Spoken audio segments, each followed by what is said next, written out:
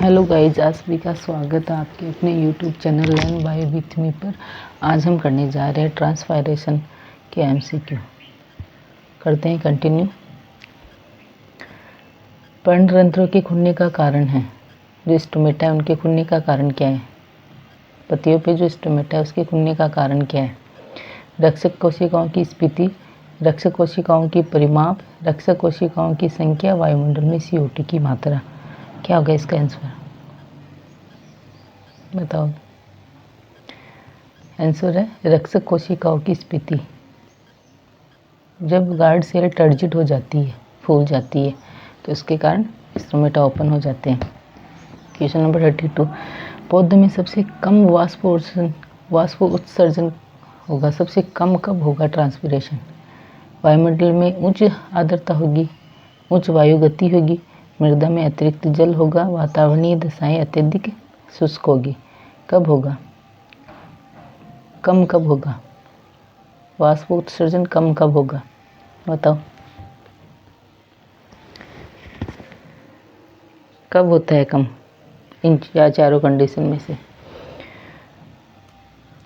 इसका आंसर होगा वायुमंडल में उच्च आर्द्रता होगी। जब आर्द्रता उच्च होगी, वायुमंडल में जल की मात्रा ज़्यादा होगी, तो वाष्प उत्सर्जन कम होगा। 33 question number.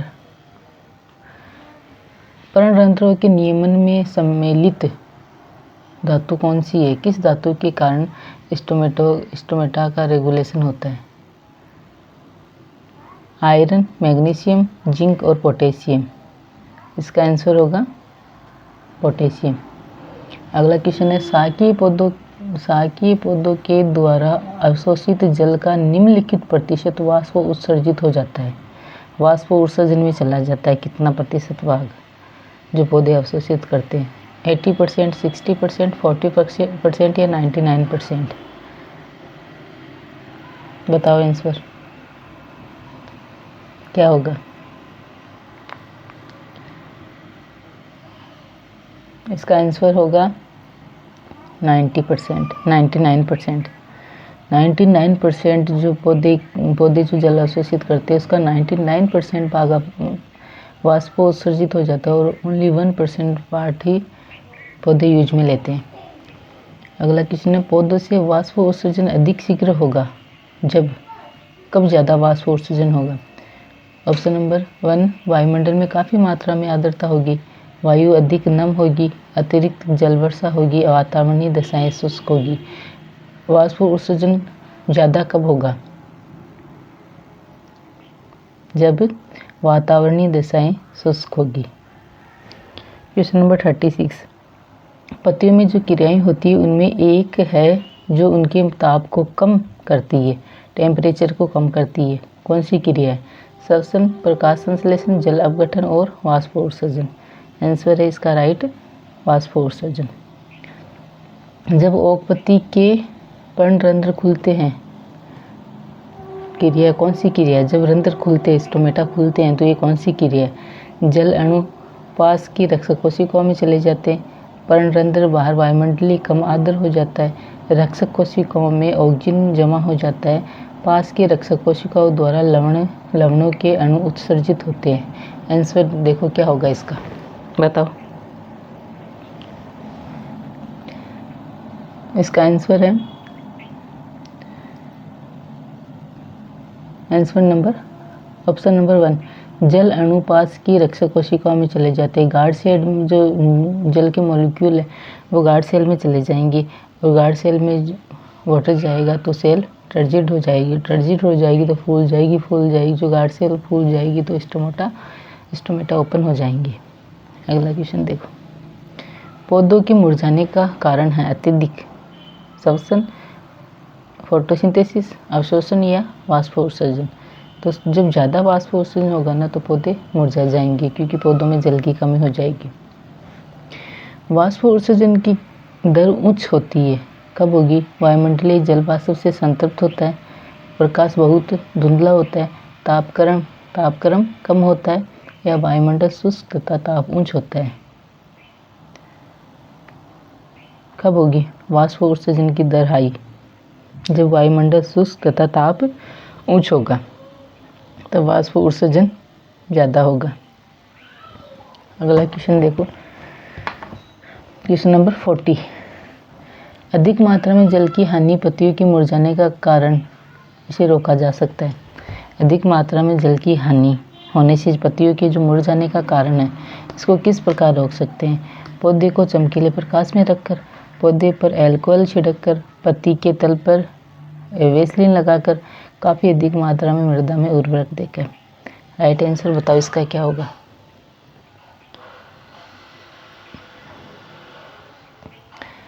Fourth option right होगा, काफ़ी अधिक, थर्ड ऑप्शन राइट होगा इसका। पत्ती के तल पर वेसलिन लगाकर, वेसलिन लगा देंगे तो स्टोमेटा जो रंध्र है वो बंद हो जाएंगी, और बंद हो जाएंगी तो जल की हानि, ट्रांसपीरेशन कम होगा, और कम होगा तो जल की हानि कम होगी। क्वेश्चन नंबर 40 हो गया। क्वेश्चन नंबर 41,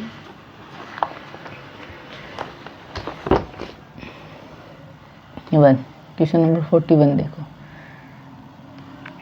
पत्तियां जो दिन के समय मुरझा जाती है, रात्रि में वापस ठीक हो जाती है, क्योंकि प्रकाश संश्लेषण के लिए प्रकाश आवश्यक है। सेकंड ऑप्शन में पर्णरंध्र बंद हो जाते हैं तथा ताप कम हो जाता है, वाष्प उत्सर्जन कम हो जाता है। कार्बनिक पदार्थों का चालन तथा श्वसन दोनों, पदार्थों का चालन तथा श्वसन दोनों बढ़ जाते हैं। अंधेरे की दशा के कारण पौधे सो रहे होते हैं। कौन सा राइट ऑप्शन होगा इसका? ऑप्शन नंबर 2 राइट होगा। स्टोमेटा बंद हो जाते हैं तथा ताप कम हो जाता है, वाष्प उत्सर्जन भी कम हो जाता है। ऑप्शन नंबर 2 राइट है इसका। स्टार्च का कार्बनिक अम्ल में परिवर्तन किसके लिए आवश्यक होता है? स्टार्च का कार्बनिक अम्ल में परिवर्तन किसके लिए आवश्यक होता है? स्टोमेटा बंद होने के लिए, स्टोमेटा खुलने के लिए, स्टोमेटा आरंभीकरण के लिए, या स्टोमेटा वृद्धि के लिए? 42 का आंसर बताओ क्या होगा? क्या होगा आंसर 42 का?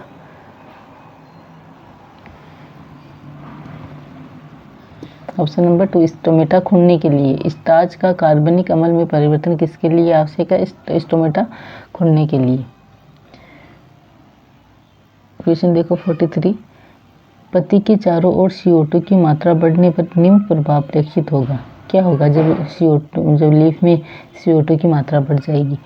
पर्णरंध्र तेजी से खुलेंगे, पर्णरंध्र आंशिक रूप से बंद हो जाएंगे, पर्णरंध्र पूर्ण रूप से बंद हो जाएंगे, पर्णरंध्रों के खुलने पर कोई प्रभाव नहीं पड़ेगा। क्या होगा? ऑप्शन नंबर 2 स्टोमेटा आंशिक रूप से बंद हो जाएंगी। ऑप्शन नंबर 2 राइट होगा इसका। 44 क्वेश्चन, रक्षक कोशिकाओं की कौन सी भित्ति मोटी होती है? बाहरी, आंतरिक, सतही या उपरोक्त? आंतरिक भित्ति। स्टोमेटा गार्ड सेल की जो आंतरिक भित्ति है वो मोटी होती है। फोटोमीटर का उपयोग किस क्रिया के लिए किया जाता है? प्रकाश संश्लेषण के लिए, वृद्धि के लिए, गुरुत्वाकर्षण के लिए, या वाष्प उत्सर्जन के लिए? सॉरी। फोटोमीटर का उपयोग किस लिए किया जाता है? तो फोटोमीटर का उपयोग वाष्प उत्सर्जन के लिए किया जाता है। वाष्प उत्सर्जन की दर उच्च होती है बरसात के मौसम में, गर्मियों में, सर्दियों में, गर्मियों में या उपरोक्त में से कभी नहीं। तो गर्मियों में वाष्प उत्सर्जन की दर हाई होती है। क्वेश्चन नंबर 47 देखो, किस प्रकार का वाष्प उत्सर्जन अधिक होता है? उपचर्मीय, रंध्रीय, वातरंध्रीय या छालीय? तो जो रंध्रीय वाष्प उत्सर्जन है वो ज़्यादा होता है, ये 80 से 80% के आसपास होता है। क्वेश्चन नंबर 48, क्वेश्चन नंबर 48 है, PMA के छिड़काव से क्या प्रभाव उत्पन्न होता है? PMA के प्रभाव से फॉर्मिक मैलेट एस्पार्टेट के प्रभाव से, छिड़काव से क्या होगा? वाष्प उत्सर्जन कम होगा, वाष्प उत्सर्जन बढ़ जाएगा, अवशोषण बढ़ जाता है, और बिंदु श्रवण बढ़ जाता है, घटेशन बढ़ जाता है। इसका राइट आंसर होगा फर्स्ट, वाष्प उत्सर्जन कम हो जाता है। जब PMA का छिड़काव कर देते हैं तो वाष्प उत्सर्जन कम हो जाता है। 49 रंध्रों के खुलते समय रक्षक कोशिकाओं में से कौन परिवर्तित होती है? रंध्रों के खुलते समय जब स्टोमेटा ओपन होते हैं तो गार्ड सेल में कौन से परिवर्तन होते हैं? ओपी में वृद्धि होती है और टीपी में कमी होती है। ओपी तथा टीपी में वृद्धि होती है। ओपी में कमी तथा टीपी में वृद्धि होती है। ओपी तथा टीपी दोनों में कमी होती है। क्या होगा इसका आंसर? राइट आंसर क्या होगा?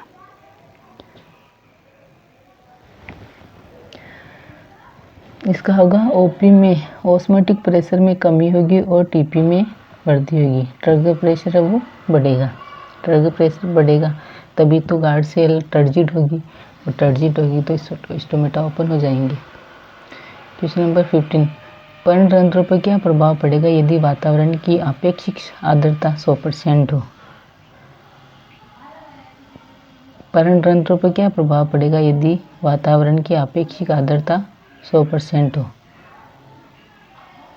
पूर्णतः खुले रहेंगे, आंशिक रूप से खुले रहेंगे, कोई प्रभाव नहीं पड़ेगा या फिर बंद रहेंगे? बताओ इसका ऑप्शन। राइट आंसर बताओ इसका। तो पूर्णतः खुले रहेंगे, इसका ऑप्शन फर्स्ट, पूर्णतः खुले रहेंगे। 51, जल की कमी आने से क्या बनता है? साइटोकाइनिन, एब्सिसिक अम्ल, फाइटोक्रोम या एटीपेज? जल की कमी आती है तो क्या बनता है? जल की कमी आती है तो एब्सिसिक अम्ल बनता है और एब्सिसिक अम्ल स्टोमेटा को क्लोज करता है जिससे ट्रांसपिरेशन कम होता है। किस रसायन की सहायता से वाष्पोत्सर्जन की तुलना की जा सकती है? किस रसायन की सहायता से वाष्पोत्सर्जन की तुलना की जा सकती है? कैल्शियम कार्बोनेट से, कोबाल्ट कार्बोनेट से, कोबाल्ट क्लोराइड से या मर्क्यूरिक एसीटेट से? आंसर बताओ। इसका राइट आंसर होगा कोबाल्ट क्लोराइड से। कोबाल्ट क्लोराइड से। क्वेश्चन नंबर 53, उपचर्मीय वाष्पोत्सर्जन किसमें अधिक होता है? उपचर्मीय क्यूटिकल जो वाष्पोत्सर्जन है वो किसमें अधिक होता है? मरुद्भिद में, शाकीय पादपों में, वृक्षों में या फिर झाड़ियों में? शाकीय पादपों में। ऑप्शन नंबर 2 राइट है इसका, शाकीय पादपों में। वाष्पोत्सर्जन का क्रिया स्पेक्ट्रम होता है हरा तथा प्राबैंगनी प्रकाश, नीला तथा पीला प्रकाश, नारंगी तथा सिंदूर लाल या नीला तथा लाल? तो इसका होगा नीला तथा लाल। क्वेश्चन 55, निम्नलिखित में से किसका उपयोग पादपों में वाष्पोत्सर्जन रोधी के रूप में किया जाता है? Phenyl mercuric acetate, aspirin, silicon तेल या फिर उपरोक्त सभी का? तो इसमें सभी है। फिनाइल मर्क्यूरिक एसीटेट जो PMA है वो phenyl mercuric acetate, aspirin, silicon तेल और उपरोक्त सभी, इन तीनों का किसमें उपयोग किया जाता है? एंटी रेस्पिरेशन में, वाष्पोत्सर्जन रोधी के रूप में। आज इतना ही करेंगे और कल करते हैं कंटिन्यू आगे।